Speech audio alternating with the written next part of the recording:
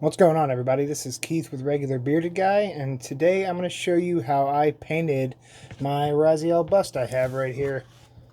So it's going to be a step-by-step what I did, what I went through, the airbrush I used, the paint brushes I used, the paints I used. So as you're watching, I hope you enjoy. In this scene, I'm going to show you what paints I used from Vallejo and Golden to paint this bust, as well as the OSL lighting and his hair, his eyes, his cloak, everything, the base. So for his main skin, I used Game Color by Vallejo, the Magic Blue. For the base itself, down here, not the actual wooden base, I used Tinny Tin. I used Earth, Game Color, and I used Chocolate Brown, Model Color, both from Vallejo. I used Rotten White for the eyes, right there. There we go. And then for the glow effect up, you'll see it more in the video, but the green on there, I used this fluorescent green by Golden. It's pretty thin, but I really like it because it's still opaque enough where the colors will show through. And then for his hair, I used Carbon Black. Same thing. They both give off a gloss finish. Whenever I finish the model bust, I always give it like a dead flat gloss. So that's my process for that. And on to painting the bust.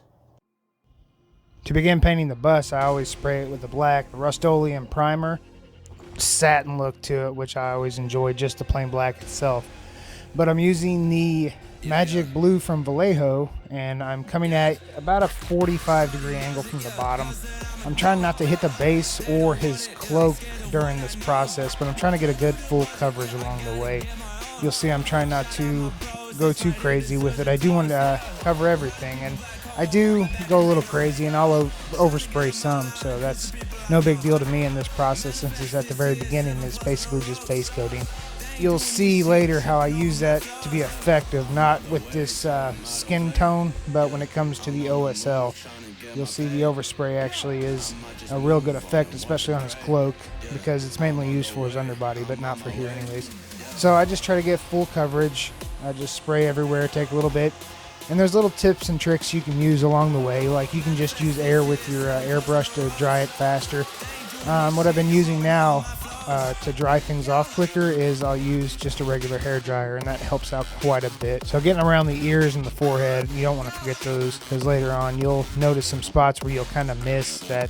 Hopefully it's covered up enough where nobody will notice, or you won't notice, and it doesn't bother you as much. Okay, now that's done. Now we're doing the OSL. So I'm using that fluorescent green from Golden, and I'm almost doing like the same shot, a little more angle. That's probably about, I'd say maybe 35 degrees. But I want to hit all the undercoat because I want the light to look like it's coming, like he's coming out of the ground, and the light's like a portal light. So he's coming up and the light's shining from underneath him. So I want that full spectrum color. You'll see it too, as you'll see the full coverage underneath like it is right here. But when you tilt him, you won't see it, which I like that. Right here where I'm overspraying on the brown on his cloak, I don't mind that at all, because later on I'll use that to an advantage because it still has that same glow effect. But you can kind of tone it down a little bit when you start painting it more. So again, I don't care much about the overspray at this point. And even in the hair, it doesn't bother me because it adds that nice texture to it as well. So I do want the undercoat of the cloak, I want that painted as well, because I want that to be like a rich, vibrant color. As you can tell, that green's beautiful. It's that fluorescent green by Golden. Now we're starting to do the cloak. I'm using the chocolate brown at first because it gives it like a deep, rich color. It's a very beautiful brown if you ever have a chance to use it. But it's a good base color for the cloak. I'm starting to be a little more careful here because I don't want to touch the blue or the green, because you have to go back and touch all that up, which if you're impatient sometimes it can be a pain. But the more you practice with the airbrush, the easier it gets. I am not an expert by any means with the airbrush. I'm just now starting to become more finicky with it, I suppose. I'm able to control the trigger better, because that's the biggest part, is trigger control. Again, I'm going for full coverage here.